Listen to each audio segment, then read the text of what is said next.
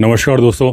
अभी रिसेंटली मैंने एक खबर पढ़ी कि उत्तराखंड में लेपर्ड की सेंसस होगी प्रॉपर तरीके से, और उस खबर में यह भी लिखा था कि इसके पहले कभी प्रॉपर सेंसस लेपर्ड की हुई नहीं है। मैंने इस बारे में एक शॉर्ट वीडियो रील भी बनाई थी, लेकिन क्योंकि रील का टाइम लिमिटेड होता है, मैंने सोचा ये टॉपिक बहुत ब्रॉड है, इसके बारे में एक प्रॉपर पॉडकास्ट बनाना चाहिए। तो दोस्तों, मैं हमेशा से बोलता आ रहा हूँ, कई सालों से, अगर आप मेरे वीडियो पहले से देखते हैं, कि लेपर्ड की प्रॉपर सेंसस होती नहीं है इंडिया में, और जो संख्या बताई जाती है उसमें बहुत ज़्यादा फ़र्क है एक्चुअल जो रिपोर्ट आएगी।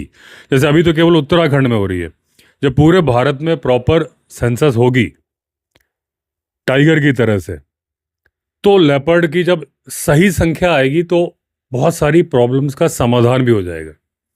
किस राज्य में कितने हैं, किस राज्य में कितने हैं, ट्रांसलोकेशन किया जा सकता है, या ज़रूरत से ज़्यादा है तो उन्हें बड़े बड़े बाड़े बना के, सफारी पार्क नुमा बाड़े बना के उसमें शिफ्ट किया जा सकता है। जो टाइगर की सेंसस की बात मैंने बोली कि प्रॉपर तरीके से होती, इसमें हमें एक बात ध्यान में रखनी होगी। जब सेंसस होती है, जनता को आंकड़े बताए जाते हैं, बिल्कुल समझा के बताना चाहिए। ये सारी वाइल्ड लाइफ की जो प्रॉब्लम है, इसमें से आधी समस्याएं खत्म हो जाएंगी अवेयरनेस से। जनता को अवेयरनेस, चाहे वो ह्यूमन एनिमल कॉन्फ्लिक्ट के बारे में हो, दूसरी बारे में, जनता को जितनी जानकारी शेयर की जाएगी वाइल्ड लाइफ के बारे में, उतना ज़्यादा वाइल्ड लाइफ का भला होगा। क्योंकि जानवर से आप इंसान के बारे में जानकारी नहीं शेयर कर सकते हैं। इसमें क्या फ़र्क है मैं आपको बताता हूँ। थोड़ा सा फ़र्क है, लेकिन अगर विचार किया जाए तो वो फ़र्क काफ़ी बड़ा अंतर पैदा कर देता है। हर 4 साल में टाइगर की गणना होती है, सेंसस होता है। जनगणना ना ही बोले हम, जन का मतलब मेरे ख्याल से इंसान होता है, तो गणना गिनती होती है, अभी भी चल रही है। और मेरे ख्याल से 2006 के एंड में या 2027 में नए रिजल्ट आ जाएंगे। 5,000 से ऊपर टाइगर इंडिया में होंगे, ऐसा मेरा अंदाज़ा है। लेकिन सवाल ये उठता है कि जब 2018 में सेंसस हुई थी, तो मेरे ख्याल से रिजल्ट थे 2967, ठीक है ना। जब मोदी जी बांदीपुर में प्रोजेक्ट टाइगर के 50 साल पूरे होने के उपलक्ष्य में गए थे मैसूर में, तो उन्होंने सेंसस के आंकड़े भी जारी किए थे, जो कि एनटीसीए की वेबसाइट में तो साफ लिखा है कि मिनिमम है। लेकिन जितने भी न्यूज़पेपर में छपा था, वहाँ कहीं भी मिनिमम वर्ड इस्तेमाल नहीं हुआ था। वहाँ यही आया था, कुछ के मैं स्क्रीनशॉट लगा रहा हूँ आपके सामने, कि भारत में 3167 टाइगर्स हैं। यानी पहले थे 2967, बाद में हो गए 3167। सेंसस के रिजल्ट आने के पहले 2022 में मैंने जो वीडियो बनाया था, मेरा अंदाजा था कि 4000 के आसपास निकलना चाहिए। मुझे भी आश्चर्य हुआ था कि इतने कम कैसे हो गए, क्योंकि एनटीसीए की वेबसाइट पर जाके मैंने देखा नहीं था, और जितने न्यूज़पेपर की खबर आ रही थी सब में था कि भारत में 3167 है। उसी दौरान मोदी जी ने वो भी किया था, आपके बिग कैट अलायंस, जिसका मुख्यालय भारत में था, उसकी घोषणा भी की थी। बाद में क्या हुआ, जब ये प्रोग्राम हो गया, ये अप्रैल में था, मैंने अभी निकाली है डेट गूगल से, 9 अप्रैल 2023। हाँ, ये रिजल्ट 2022 में नहीं आए थे, सॉरी 2023 में आए थे। तो 9 अप्रैल 2023 में ये रिजल्ट आए कि भारत में 3167 टाइगर्स हैं। एनटीसीए ने कहा था मिनिमम है, ये शुरुआती आंकड़े। लेकिन यहीं पे मैं आपको बात बता दूं कि जो मैं बोल रहा हूँ, अवेयरनेस बहुत ज़्यादा ज़रूरी है। देखिए, जब ऑपरेशन सिंदूर हुआ, तो ऑपरेशन सिंदूर में क्या क्या घटनाक्रम हो रहा था, तो 2 लेडी ऑफिसर्स शाम के टाइम न्यूज़ में ब्रीफ करती थी ना, प्रेस को भी और सबको, कि आज ये हुआ ये हुआ। देश को सरकार सूचना देना चाहती थी कि भाई ये घटनाक्रम हुआ, हमने ये किया। तो जो टाइगर की घटना है वो भी देश के निवासियों को ही देनी है। अब सवाल ये उठता है कि एनटीसीए ने तो वेबसाइट में लिखा कि मिनिमम, जब वो खबर दी गई तो साथ में बताना चाहिए था कि ये लाइन बड़ी इंपॉर्टेंट है, मिनिमम वाली, न्यूज़पेपर्स को, क्योंकि उन्हें जब बताया जाएगा वो छापेंगे। जब डॉक्टर दवाई लिखता है तो प्रिस्क्रिप्शन में दवाई के साथ लिखता है कि इसके साथ खट्टा नहीं खाना, इसके साथ मीठा नहीं खाना, गर्म नहीं खाना, ठंडा नहीं खाना, तेल नहीं खाना। अगर डॉक्टर वो पर्चे में सिर्फ दवाई लिख दे और ये ना बताए कि तुम्हें इसके साथ तेल नहीं खाना, तो दवाई असर नहीं करेगी। तो जब ये खबर प्रेस नोट जारी किया गया होगा, तो उस लाइन को अंडरलाइन करना चाहिए था कि आपको जो खबर छापनी है वो 3167 मिनिमम है। क्योंकि उस वक्त मेरे दिमाग में आया सीधे सीधे 200 कैसे बढ़ गए। 2967 थे और 3167 आ गए 200 ही। हो सकता है 200 भी बढ़े, ऐसी कोई बात नहीं है, लेकिन बाद में क्लियर हुआ ना कि वो मिनिमम एक एवरेज निकाला गया था। जुलाई में दोबारा रिपोर्ट जारी हुई और उसमें बताया गया कि वो 3167 मिनिमम था। 29 जुलाई 2023 को दोबारा एक नई रिपोर्ट जारी हुई जिसमें था कि भारत में न्यूनतम जो मिनिमम थे 3167 थे, हाईएस्ट जो है 3925 हैं, और उसका एवरेज यानी कि बेस्ट एस्टिमेट 3682, यानी भारत में ये टाइगर्स हैं 3682। तो वो आंकड़ा जैसे मैं अंदाज़ा लगा रहा था, मैं अपने सेटिस्फेक्शन के लिए बोल रहा हूँ, क्योंकि मेरा अंदाज़ा लगाना और उसका सही होना ज़रूरी नहीं है, हर आदमी अपना अंदाज़ा लगा सकता है। लेकिन जो मेरे अंदर सवाल चल रहे थे उसका जवाब मुझे मिल गया था कि हाँ भाई ठीक है, हाईएस्ट 3925 है, एवरेज 3682 है। अब ये हाईएस्ट और मिनिमम और बेस्ट एवरेज का चक्कर क्या है? तो होता क्या है कि आजकल फॉरेस्ट डिपार्टमेंट जो गणना करता है टाइगर की, वो कैमरा ट्रैप पे करता है। पगमार्क टेक्निक पुरानी टेक्निक थी, जगह जगह कैमरे लगाए जाते हैं, लेकिन बहुत सारी जगह ऐसी होती हैं जहां पर कैमरा लगा पाना संभव नहीं हो पाता।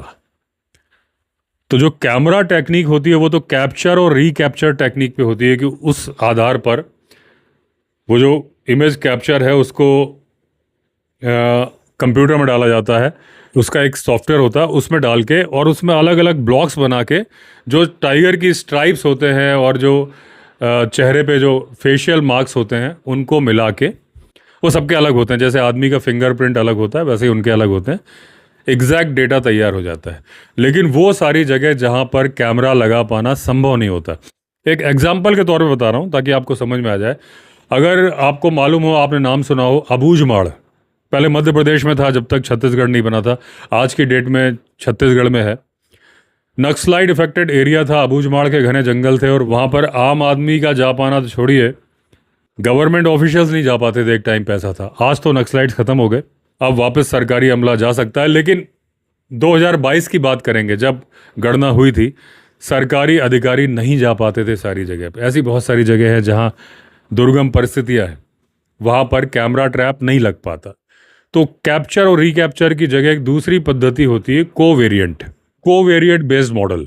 इसमें क्या होता है, बहुत सारी चीज़ों की गणना की जाती है। जैसे वहाँ पर जैसे एक जगह पे मान लीजिए 20 कैमरा ट्रैप में 20 टाइगर आ गए फॉर एग्जांपल, उसी से मिलती जुलती वो दूसरी जगह है और जितने वहाँ पर spotted deer, sambar deer, Indian bison, इस तरह के जानवर या वाटर बफेलो, कुछ भी जानवर, बार्किंग डियर मिल रहे हैं, ऐसे ही यहाँ पर है। यानी शिकार प्रचुर मात्रा में उपलब्ध है।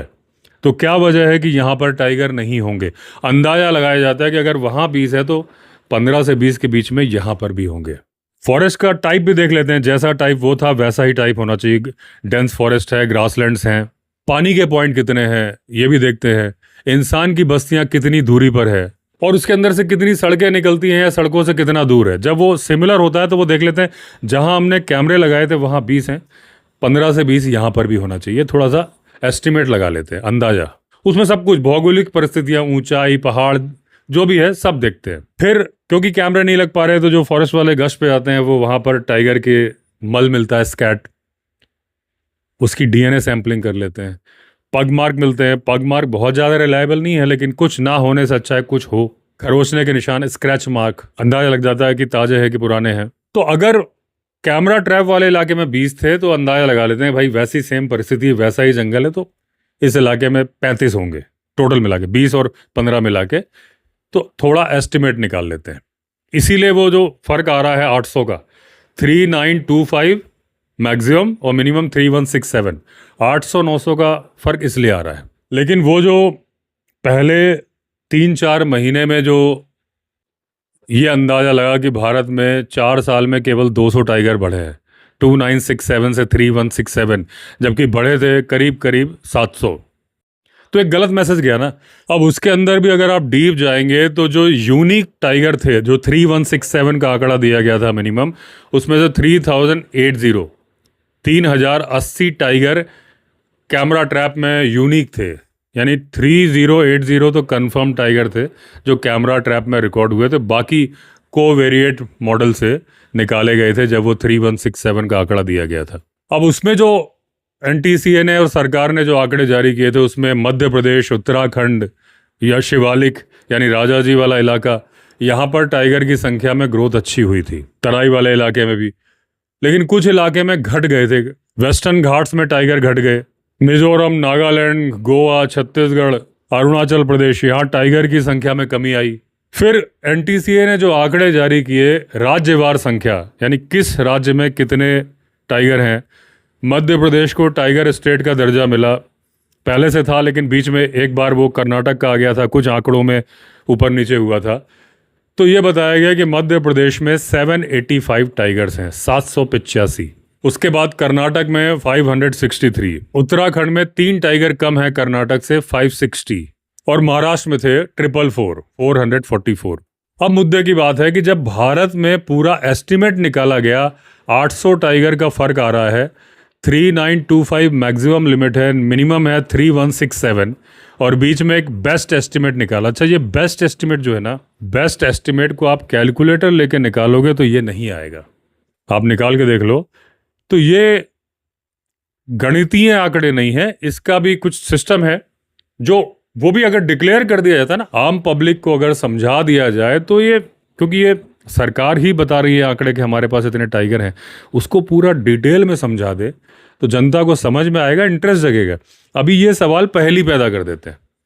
अभी जो मैं आपसे पूछने जा रहा हूं कि जब भारत के हर राज्य के आंकड़े मिला के 800 टाइगर का फर्क है, तो हर राज्य के आंकड़े एग्जैक्ट कैसे दे दिए? वहां भी तो ऐसे देना चाहिए कि मध्य प्रदेश में 760 से लेके 790 के बीच में या 800 के बीच में है, एक बेस्ट एस्टिमेट है 785। उत्तराखंड में 560 है तो बेस्ट एस्टिमेट है। 600 से लेके 530 के बीच का मैक्सिमम मिनिमम होना चाहिए। कर्नाटक में 563 है तो वो भी बेस्ट एस्टिमेट है। ये कहीं नहीं लिखा है एनटीसीए की वेबसाइट में, वहाँ एग्जैक्ट नंबर्स दिए हैं। तो अगर राज्यों के एग्जैक्ट नंबर पता है तो देश के एग्जैक्ट नंबर क्यों नहीं पता? सबको जोड़ के ही बूंद बूंद से सागर बनता है, और अगर सबका है तो फिर राज्यों में कैसे पता चल गया? यहाँ समझाने में गलती हुई है ना। Jim Corbett national park, Corbett tiger reserve में सबसे ज़्यादा टाइगर है 260, ये बताया गया। तो वहाँ भी तो बेस्ट एस्टिमेट होना चाहिए ना, कि 300 से 200 के बीच में या 300 से 240 के बीच में। अगर एग्जैक्टली कॉर्बेट में 260 है, उत्तराखंड में 560 है, तो देश में भी 3682 एग्जैक्ट होने चाहिए ना।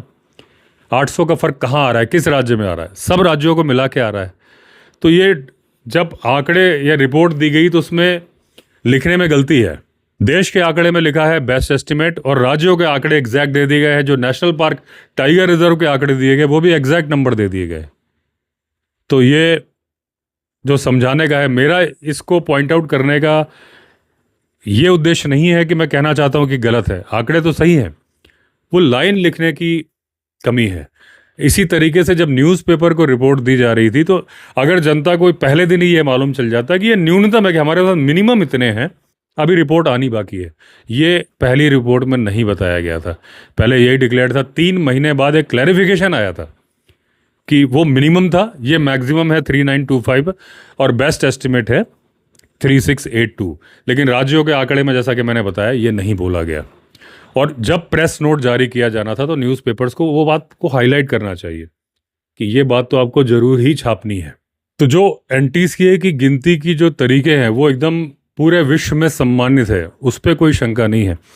बस लिखने में एक लाइन और जोड़ दी जाती तो सबको क्लियर होता कि ये एग्जैक्ट एस्टिमेट नहीं है। 785 जो मध्य प्रदेश के टाइगर हैं ऊपर नीचे हो सकते हैं, कर्नाटक के हो सकते हैं, उत्तराखंड के हो सकते हैं, महाराष्ट्र के हो सकते हैं, जिस टाइगर रिजर्व में है। जैसे देश की एक रेंज है जिसके बीच के हैं, ऐसे ही प्रदेशों के भी हैं, ऐसे ही टाइगर रिजर्व के भी हैं। दोस्तों, कल थोड़ा ब्रेक लिया था तो उसी पॉइंट से आज शुरू करते हैं दोबारा। तो जो बातें मैंने बताई उसमें मेरा ऐसा कोई इरादा नहीं है कि मुझे किसी की गलती पॉइंट आउट करनी है। मेरा कहने का तरीका सिर्फ है कि जितनी ज़्यादा बातें हम ट्रांसपेरेंसी रख के बताएंगे, जिन बातों को छिपाने का कोई पर्पज़ नहीं है मेरे ख्याल से, उन बातों को छुपा के क्या हासिल होने वाला है। अगर हम टाइगर के गिनने का तरीका बता देते हैं कि हम इस तरीके से टाइगर की गिनती करते हैं, कैमरे पहले यहाँ लगाते हैं, हालांकि ये बात न्यूज़पेपर में छपी हुई है इस बार, फिर ये कैमरे यहाँ से हटा के हम यहाँ लगाते हैं, उसका जब रिज़ल्ट आता है, हमने इन बातों से ये डीएनए सैम्पलिंग करी, उन बातों को डिस्क्राइब करके पूरा छपवा देंगे न्यूज़पेपर में, तो लोगों को जानने को मिलेगा, लोगों को इंटरेस्ट जगेगा।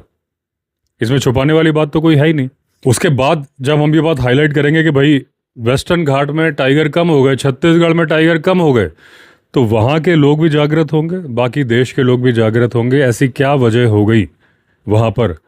वजह तो ज़्यादातर तो पोचिंग के ही केसेस है, तो उसके बारे में लोगों में जागृति फैलेगी तो लोग अपनी तरफ से भी एक्टिव होंगे, क्योंकि कहीं ना कहीं जो पोचर्स का नेटवर्क काम कर रहा है वो जनता के बीच से ही काम कर रहा है।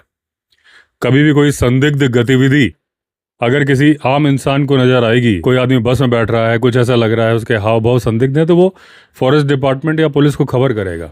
आज कंडीशन ये है कि टाइगर मर जाता है तो इवन मेरे इंस्टाग्राम पे, फेसबुक में लोग लिखते हैं, कभी कभी यूट्यूब पे भी लिखते हैं कि कोई बात नहीं, टाइगर मर गया तो क्या हुआ, किसी ना किसी इंसान को ही मारता। मतलब अभी भी बहुत सारे लोगों को ये नहीं मालूम है कि टाइगर की इंपॉर्टेंस कितनी ज़्यादा है हमारे इकोसिस्टम में। उस बारे में दूसरे वीडियो में बता चुका हूँ।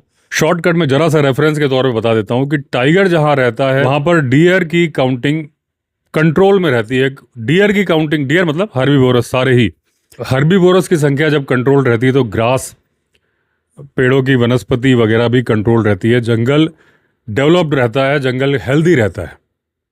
इसका भी कई लोग जवाब लिखते हैं कि उसमें क्या है, टाइगर मर जाएगा तो क्या हुआ, आदमी लोग डियर को मार के कंट्रोल कर लेंगे। इस बात का मैं क्या ही जवाब दूंगा, आप लोग कमेंट में जवाब देना कि जो लोग ऐसी सोच रखते हैं उनको क्या जवाब देना चाहिए।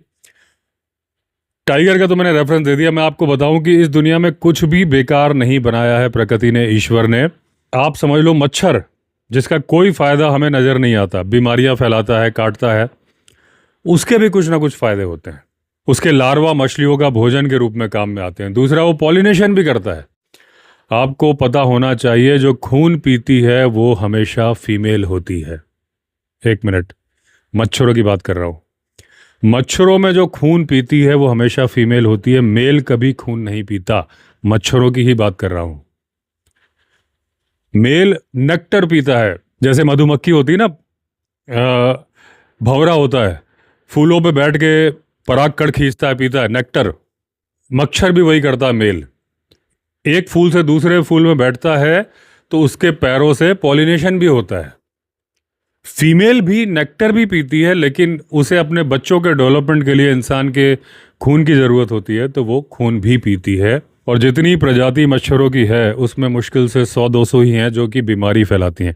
यहाँ मैं मच्छरों का बचाव नहीं कर रहा, मैं ये नहीं बोल रहा कि आपको ये मॉस्किटो रेपेलेंट नहीं जलाने, क्योंकि वो बीमारी करेंगे, दिक्कत होगी। लेकिन मैं बात बता रहा हूँ कि अगर प्रकृति ने कोई जानवर बनाया तो टाइगर तो बहुत बड़ा जानवर है, उसका बहुत बड़ा रोल है हमारे जंगल को बचाने में। इसके बाद अब दूसरी बात पे आते हैं। मैंने एक रील बनाई थी और चार्जर टाइगर और सीता के बारे में, बांधवगढ़ के बारे में, तो मैंने कहा था कि मैं बड़े व्लॉग में बताऊंगा क्योंकि बात छोटी नहीं हो सकती और रील और शॉर्ट वीडियो का टाइम 3 मिनट का होता है। तो वो जब मैंने बोला था कि जब चार्जर ने मेरे ऊपर चार्ज किया था, ये घटना तब की है जब मेरे फादर एसडीएम बांधवगढ़ थे और चार्जर और सीता को हमने पता नहीं कितनी बार देखा है। आप समझ लीजिए कि चार्जर ने बांका टाइगर को हराया था, उसके 1-1.5 साल बाद ही मेरे फादर की वहाँ पर पोस्टिंग हो गई थी। हमारा वहाँ से ट्रांसफ़र हो गया, उसके बावजूद चार्जर वहाँ का किंग था। चार्जर की डेथ हुई थी 2000 में। सीता गायब हो गई थी, पोचर्स का निशाना बन गई थी 1998 में, चार्जर से 2 साल पहले। तो जब मेरे फादर पोस्टेड थे तो उस वक्त गेट एक ही होता था, ताला। ये खितौली और मगधी ये सब नहीं होते थे, अगर होते भी रहे होंगे तो इनका रास्ता ताला के गेट से ही होके जाता था। क्योंकि मेरी एज उतनी थी नहीं तो मुझे आइडिया नहीं है इन इलाकों के बारे में, या मेरी मेमोरी में नहीं है। हमेशा हमारी गाड़ी ताला गेट से ही जाती थी। एक गेट सुनने में आता था कहीं और है, और एक बार मैं पापा के साथ जंगल के अंदर ही अंदर, कभी वो वीआईपी ड्यूटी में थे तो जो वीआईपी थे वो जा रहे थे, इस गेट से उस गेट हम गए थे, लेकिन वो कहाँ निकलता है मुझे याद नहीं। अभी खैर मुद्दे की बात जो है कि चार्जर ने चार्ज कैसे किया था, तो उस टाइम सिस्टम क्या था, सारे टाइगर्स को रेडियो कॉलर लगे हुए थे। तो टाइगर जहाँ पर भी लोकेट होता था वहाँ पर सूचना मिल जाती थी गेट पर ही कि टाइगर वहाँ लोकेट हुआ है। और जब वहाँ जाओ तो फॉरेस्ट डिपार्टमेंट की तरफ से हाथी खड़े होते थे, क्योंकि कई बार टाइगर सड़क पर नहीं बैठा होता था। बांधवगढ़ में भी पहाड़ियाँ है, बांधवगढ़ का जो किला है वो भी पहाड़ी के ऊपर बना हुआ है। ऐसे कई सारी पहाड़ियाँ हैं, तो उसमें जीप या जिप्सी जा नहीं सकती थी। हमारी तो खैर महिंद्रा की जीप होती थी। ये केवल ऐसा नहीं गवर्नमेंट ऑफिसर्स के लिए, ये टूरिस्ट के लिए भी सुविधा थी। अगर वो जिप्सी से जा रहे हैं तो वहाँ पर चार्जेस पे करके हाथी में बैठ के जा सकते थे। अच्छा, रेडियो कॉलर सारे टाइगर को लगे थे कि नहीं लगे मुझे नहीं मालूम, क्योंकि जो चार्जर का जिस घटना को मैं बता रहा हूँ मुझे अभी भी पूरा रिकलेक्ट हो रहा है, सामने सामने मेरी मेमोरी में आ रहा है। तो मुझे तो नहीं याद है कि उसके गले में कोई कॉलर था, लेकिन ये था वहाँ सिस्टम था कि वो टाइगर कहाँ लोकेट हुआ घुसते ही पूछते थे लोग और वो बता देते वहाँ लोकेट हुआ। उनके पास वायरलेस हमेशा चल रहा होता था। तो जब हम वहाँ पहुँचे तो हाथी खड़ा था। उन्होंने बताया फॉरेस्ट वालों ने वहाँ पर है। तो हाथी में मैं और पापा गए, जहाँ तक हम दो ही गए थे। मम्मी शायद थी नहीं उस ट्रिप में हमारे साथ, और भैया तो अक्सर जाता ही नहीं था वहाँ पे। तो मैं और पापा हाथी में बैठ के गए, पहाड़ के ऊपर चढ़े। तो और महावत कौन थे मुझे याद नहीं, मलयाली थे ये मुझे याद है, क्योंकि वो मलयालम लैंग्वेज में ही हाथी से बात कर रहे थे। तो जब वहाँ पापा ने पूछा कहाँ दिख रहा है, तो हमें नज़र नहीं आ रहा था। तो उन्होंने बताया एक बांस का झुरमुट, पहाड़ी पे हम थे, हमसे ऊपर था टाइगर। तो बांस का झुरमुट दिखाया, तो पूंछ बड़े ध्यान से देखने में पूंछ नजर आई केवल। तो उन्होंने कहा अच्छा अच्छा वो है, नज़र तो आ नहीं रहा है, पूंछ दिख रही। तो इतना पर बोला तो उन्होंने मलयालम में कुछ बोला जो महावत थे। हाथी ने अपनी सूंड यू शेप में बनाई, जहां वो हाथी के सिर के पास बैठे थे वहां से एक पैर उन्होंने नीचे रखा, नीचे उतरे। ये सब 2 सेकंड में ही हुआ, और वहां से उन्होंने एक पत्थर उठा के उस बांस की झाड़ी की तरफ मारा और वापस चढ़ गए। और उतने में चार्जर वो गुर्राता हुआ निकला। पूरा चार्जर हमारा बहुत ज़्यादा दूर नहीं था, नज़दीक में था, एकदम सामने खड़ा था। और वो जो टाइगर से स्माइल वाला लुक होता है ना, जो एकदम दांत निकाल के जो ग्राउल कर रहा होता है, तो वो कर रहा था सामने। वो चार्जर का कंडीशन था जिसके लिए मैं बता रहा था कि हाथी पे हम बैठे थे। वो दौड़ा नहीं था, लेकिन दौड़ने से एक कदम पहले था, बांस के झुरमुट से निकला था और खड़ा था। क्योंकि सामने हाथी था तो वो अवॉइड कर रहा था चार्ज करना, क्योंकि हाथी का चेहरा भी उसी की तरफ था, एकदम आमने सामने थे। तो ये घटना हुई थी जब चार्जर ने चार्ज ऐसा ही किया था। सीता को कई बार देखा, लेकिन एक बार ऐसे ही हाथी पे बैठ के मुझे याद है कि जब हम गए, हमारे कुछ रिलेटिव्स आए थे, 2 हाथी थे। तो जब गए तो एकदम देखा तो ऊपर चट्टान के ऊपर बिल्कुल पास में, मतलब वो एक जंप मारे हमारे हाथी के ऊपर। फासला अंदाजे से बता रहा हूँ 15-20 फीट का फासला था, बस एकदम ऊपर। तो उसके कब्ज बैठे थे, हाथी की तरफ देख रहे थे, और वहाँ बैठी थी सीता जो कि हमारी तरफ देख रही थी। तो ये घटना थी जो मुझे बतानी थी। मैंने एक शॉर्ट वीडियो रील में बोला था।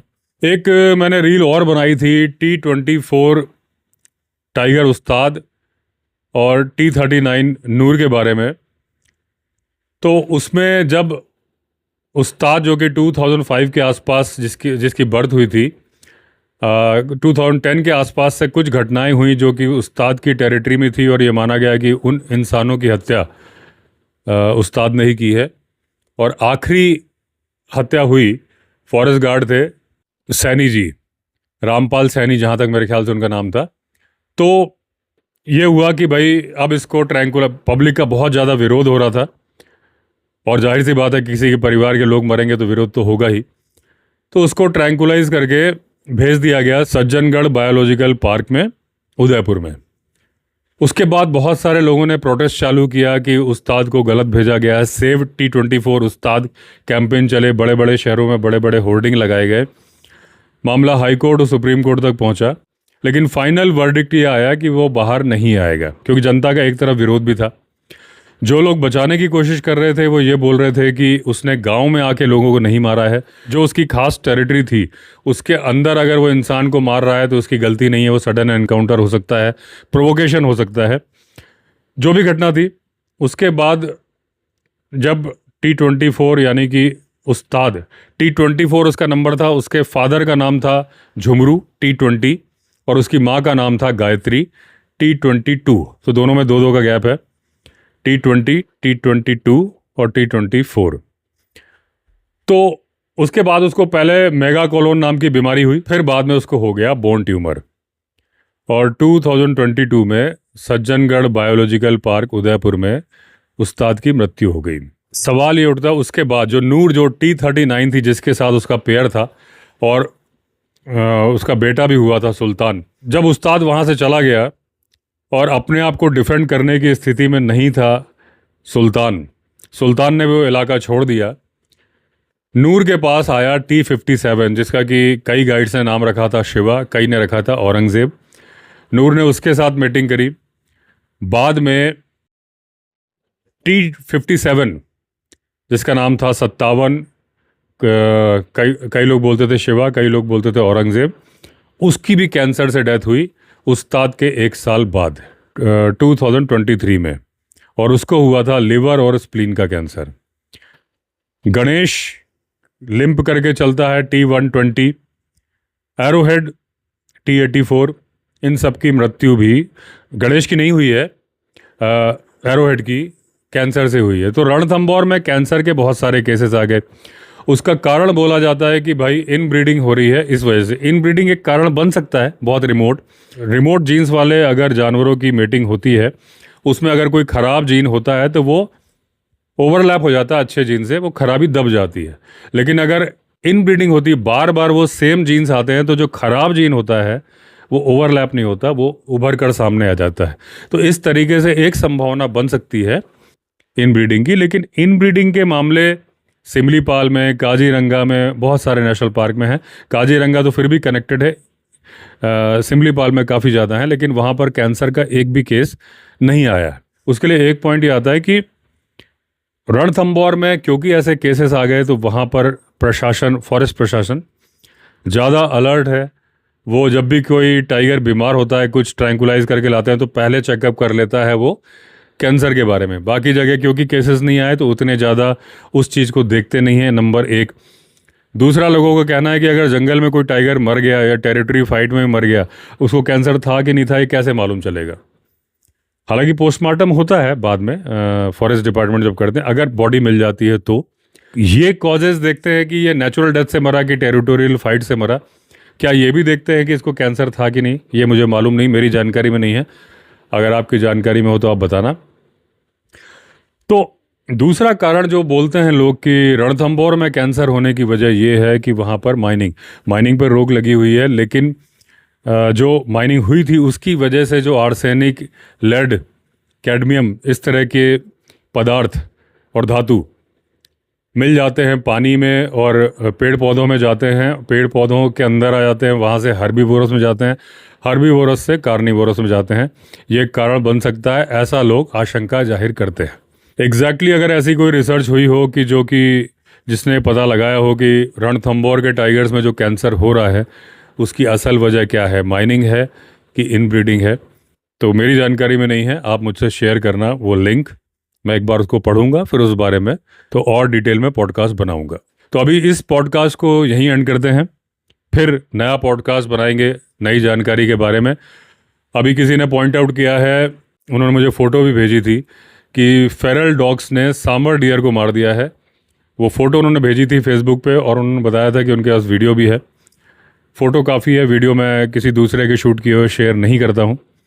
अब जब एक बार बुरा एक्सपीरियंस हो गया था तो क्योंकि किसी ने गुड फेथ में मुझे भेजा था, मुझे लगा उन्हीं का वीडियो है जो आया। बाद में किसी ने बोला कि ये तो उनका था और उन्होंने इंस्टाग्राम पे स्ट्राइक मार दी थी।